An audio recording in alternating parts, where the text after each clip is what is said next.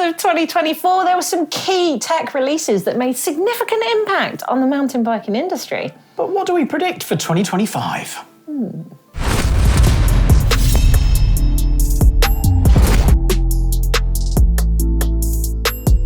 In 2024, we saw a lot of adaptive suspension technologies, mainly automatic suspension that had sensors that allowed suspension to adapt to the terrain as you went along. So we saw Fox Live Valve 2.0 released this year or last year in 2024, and that came just as a rear shock, but it had sensors that were attached to calipers so that it could measure the movement in either side of the wheel, so that effectively the front wheel could move out the way of a bump, for example, and the rear suspension would be open and ready before that bump hit the back wheel. Now, we already have RockShox Flight Attendant, which is the full package, front and rear, which has the sensors built into the suspension rather than the calipers. And in 2024, we saw RockShox update that system to be more responsive and just have more tunability, which means that they're committing to automatic suspension. And Fox have started automatic suspension, and we know that Suntour have their TACT system, which isn't really available to us yet, but Pauline Ferrand-Prévot and Tom Pidcock both won gold medals at the Olympics on that suspension system. So I guess it's not unreasonable for me to predict that we'll have more automatic suspension. Maybe we'll even see that Olin's prototype that we've seen dotting around the downhill World Cup circuit coming to light. What do you think, Owen? Yeah, I think it's been tested a lot. And yeah, will everyone want those big buttons, or will people want automatic? Let us know in the comments. Okay, next prediction is more adjustable bikes. We've seen flip chips on lots of bikes in the past, so they're not new, but it feels like there's a sort of second coming. We've had lots of geometry changes, but now there feels like there's a bit of a settling of geometry. And one of the bikes that was a standout, I guess, sort of last year, even though it's a 2025 model, was the Geometron or the Nikolai G1 or the GPI, which is the pinion version, where it had lots and lots of adjustment. So many different options. So you could run different stroke lengths, you could run it in different positions, so you could get different travel with the different shocks in there as well. You can run different chainstay lengths, different head angles, and then also I feel like different bottom bracket heights as well. So lots and lots of adjustment. And I think that, plus the fact that you can run mixed wheel size, it's a really, really adaptable bike. So I think it's a fair prediction to say that we'll see more brands sort of heading to a shape where you've got one bike that can do lots and lots. And I guess we've seen it from big brands as well. So Specialized Stump Jumper 15 this year has got 6-way adjustments. I guess Rocky Mountains have always had lots of adjustment as well. Raw Madonna, the third iteration of that, has got bottom bracket height, adjustable chainstay, adjustable head angle, so lots of adjustment. And you can even change the link on that bike to change the progressivity dependent on either your weight or your riding style as well. So yeah, that's... Yeah. I guess in the past we've had dual crown compatible bikes, but I feel like, again, that's a trend.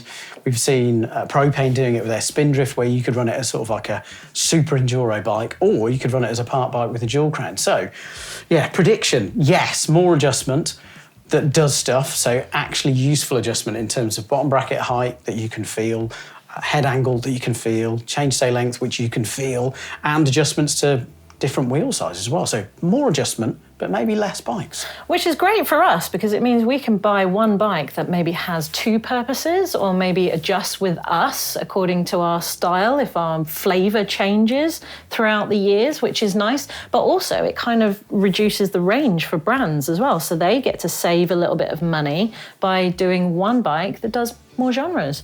Maybe that's a good thing. I don't know. Guys, let us know down in the comments below. Is this a prediction that you want to see reality? In 2024, Fox released their Transfer Neo, so that is their wireless dropper. And this is a first wireless dropper for Fox, but obviously it's not the first wireless dropper that we've seen. We've seen the RockShox Reverb AXS, we've seen the Magura Viron, and the KS Lev circuit as well. So obviously there is a demand there, and more brands will join the party for sure. Now, I think it's interesting to see that some brands, like for example, example, Santa Cruz and Specialized, they are making their top spec or their top frames become wireless only, which almost they're making their own prediction that we're going to be moving to wireless for top spec bikes. So this is interesting to me because obviously SRAM is the only one providing fully wireless group set at the moment. So perhaps there is just a relationship between SRAM and Specialized, for example, or SRAM and Santa Cruz. But we have seen on Instagram that there is a patent that was filed in 2024 by Shimano for a wireless derailleur that was 13 speed. I mean, sign me up. Take my money now. That sounds great. So obviously, Shimano are starting to jump on board, and the brands are. So wireless everything, Owen, is perhaps our prediction for next year.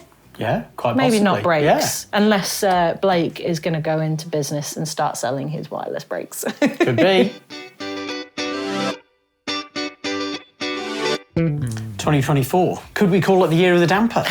We've had a lot of different dampers too. So we've had, well, lots more popping up on bikes. So we've had, I guess we could start with chain dampers because we've had O-chain a little while, and it was one of the things that we noticed at Fort William where it appeared on a couple of bikes, and then almost by the next World Cup, it was on almost everyone's bike. So this is a chain damper. You might be thinking, but doesn't the clutch do that? No, this chain damping is sort of allowing a little bit of movement and free sort of movement of the chainring, which eliminates some of the feedback that you get through the pedals from varying suspension systems. So it sort of eliminates kickback, sort of, but only in one direction. It's a little bit confusing. We need to do a video on it in the future, but there's a couple of different brands now, so not just O-Chain, but Rimpact, a company made famous for making, well, rim inserts, as the name suggests. But there's been other dampers too. So we've seen steering dampers from Paddy Mellon. So this is a sort of rotational limiter to help slow down the steering inputs, which, yeah, some racers we've seen in enduro and downhill running them. And I guess in a way, it looks similar to Canyon's KISS system, which is more a steering centre or stabiliser, whereas the damping system does actually control that return speed. Racers that have used them do seem to like them, so maybe we'll see more of those. I think they are relatively expensive. Something that is also expensive, but also has been seen by lots of racers, is tuned mass dampers, which initially do sound a bit like smoke and mirrors, but they are meant to do lots of good stuff. We've done a video both on tech and on the main GMBN channel as well, all about, well, how they work, which is, yeah, involves skyscrapers and lots of really big things, as well as small things like push bikes. And yeah, they are meant to do stuff, and Rich felt a difference. So are we going to see them pop up everywhere? I feel like it's a fair assumption, it's a fair guess, or prediction even, that we're going to see more of these dampers coming up. And I think it's because, well, geometry is sort of settling, and racers especially looking for these extra little extras to make their bikes faster. So do we all need them? Probably not. But would we like to? Quite possibly. So back when steel reigned when it come to mountain bikes, aluminium came to the market, and that was the premium, wasn't it? And then when carbon came about, aluminium was kind of relegated to the budget alternative, shall we say, and carbon has long been the premium for top spec, desirable mountain bikes. But I think there's going to be a change. So there's Atherton, who have their A range, which is their additive manufacturing range, where they additively manufacture or print titanium lugs and combine that with carbon.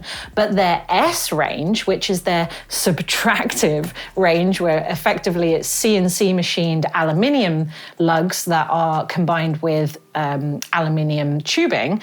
Now that is still being sold as a premium bike, effectively, when you compare it to other aluminium bikes. And I think when we go to shows like Bespoke, for example, we often see the smaller independent frame companies who are a bit more agile, trying out new things, experimenting with new ways of manufacturing and new materials that the bigger brands are maybe slower to adopt. And in Bespoke, in the last couple of years, I've seen so much more additive manufacturing. We've got Hoon and Craft, who are blending lugs into tubes that are either aluminium or titanium, and they look stunning, absolutely stunning. And also we see more CNC machined frames as well. So Acto 5, for example, and that again is a premium, but these are just aluminium bikes. These are metal bikes, but they are a premium. So I'm thinking, and also just bearing in mind that Trek released that pipe dream. Did you see that? Which was a kind of a prototype top fuel, but it had a steel front triangle, and the comments lit up. Like, I think people want that bike to be moved from pipe dream into reality, and I think there's a demand there. So if you can make metal premium again with some fancy manufacturing techniques, and there is a demand for going back to metal, then my prediction is we're going to see more of it, and maybe aluminium is going to be premium again. More EMTB advances. No, you don't have to be Nostradamus to predict this, to be honest, because 2024 has seen some huge new bikes come in the EMTB category. No, we're talking about pedelecs, we're not talking about mopeds. These are proper mountain bikes, so just get that clear. So yeah, I guess first up, it came in the sort of second half of the year, I think, was the Spectral On Fly. So effectively, this is running a really small TQ motor. It's only got 50 newton meters of sort of torque. And it looks almost identical to the regular Spectral. It's really interesting. And the weight's really low as well because it's got a really small battery. So it's just, yeah, interesting how small and lightweight these EMTBs can get. I guess the other end of the scale, we've got the Orbea's new Rise, still lightweight, but using Shimano's EP801, a custom one for Orbea, that offers, well, a bit more power, a bit more battery, so there's a bit more runtime.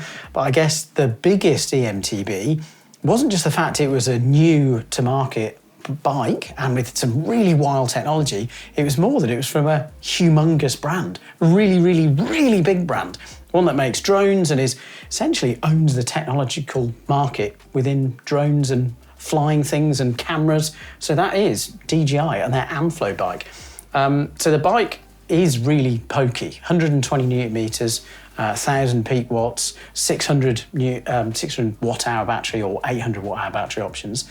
Pricing has been really competitive, but I think it's all that power. Jonesy on EMBN has reviewed it and it's one of his best bikes I think he's ridden full stop. So I guess from this, the other thing about the Amflow bike is it's not just a really good, this Avanox motor, which is the sort of DJI branded version.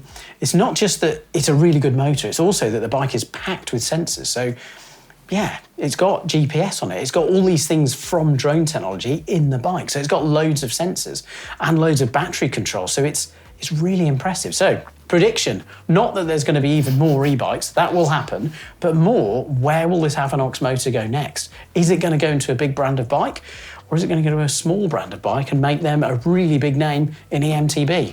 Let's find out. Traditionally, crank sizes or crank lengths have hovered around the 170 to 175 mark, and the shorter cranks are typically, well, they're for shorter people because really they're good for the fit or the ergonomics of a shorter rider with shorter legs and giving that efficiency and comfort for cross-country riding. But they've recently come back into the market and been getting shorter and shorter as the downhill riders, the enduro riders, and even the trail riders are realizing that shorter cranks actually provide good power and control when it comes to technical descending as well. So that is making them more popular. And we've seen lengths like 155 become, well, increasingly more common from the bigger brands, not just independents like, say, Hope and 5Dev, for example. And I think, well, EMTB has a lot to do with that as well, because it means for them, if they're enjoying technical climbing, a shorter crank means less pedal strikes when it comes to powering through a rocky climb, for example. So as you can see, it's become more popular. But in 2024, we saw Hope release a 135, which is incredibly short, but with 5Dev offering that as well, and them now stocking in local stores, not just on their own website, I think there's definitely a demand for it. So my prediction, well, more shorter cranks, and will Shimano and SRAM jump on board as well?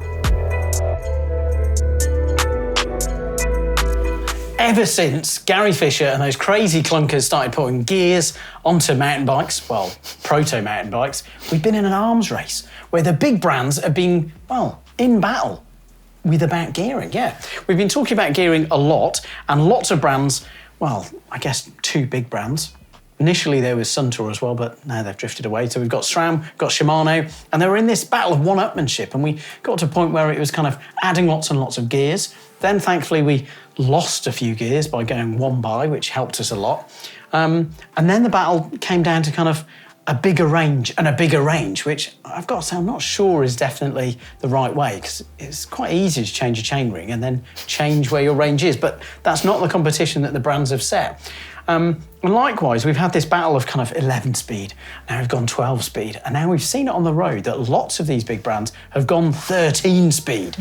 So yeah, are we going to see 13 speed off-road? SRAM's almost there, so we can see the sort of like inkling of something happening, because they've got a 13 speed gravel group set. It's got a very long title. It is the Red Explorer Axis gravel group set, but it is up to 13, so it's not dissimilar to a mountain bike group set because it is just one by. And we've seen a fresh patent that Shimano have done and for a new wireless group set that also goes up to 13 speed. So I think prediction, we are most likely going to see either SRAM or Shimano come out with something 13 speed off-road, and that's exciting. But will they get beaten to the punch by a brand like maybe Wheeltop or L2, these sort of up-and-coming brands that are really challenging the main 2? Let's find out.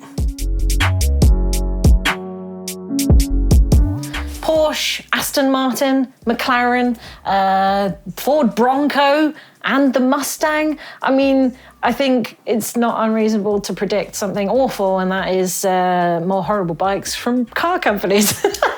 I mean, they're not all horrible, let's be honest here. So Gas is a motorbike company. Their e-bikes are pretty good. Harley Davidson, I mean, it's more of a touring mountain bike e-bike, but it seems to be really high quality. So yeah, I mean, will we see a Volvo e-bike soon? Will we see a Honda Jazz hardtail coming anytime? I mean, I think Land Rover's missing a trick not bringing out a steel hardtail, to be honest. Land Rover did dabble. They did license the name to some, I'll be brutally honest, yeah, quite subpar, not in line with the brand. But I guess the brand at the time wasn't the cult status this was. But hey, Honda coming back in. They've got... Sure. Sort of like e-trials bikes, so like moto trials bikes, like Fujigas is riding. These are really amazing bikes. So if they're doing that in an electric space, a Honda Jazz. If that's what they're going to call their EMTB, I'm all for it. Honda coming back in the game, the iconic downhill bike. Come on. And Peugeot obviously used to do steel road bikes. Love and to see a steel. Bikes. Oh, did they? Yeah. Okay, I would love to see that again. Anyway, guys, let us know what you think. Car companies doing bikes. Are you on board with this? What about the rest of our predictions? Do you think we're correct? Let us know. What are your predictions?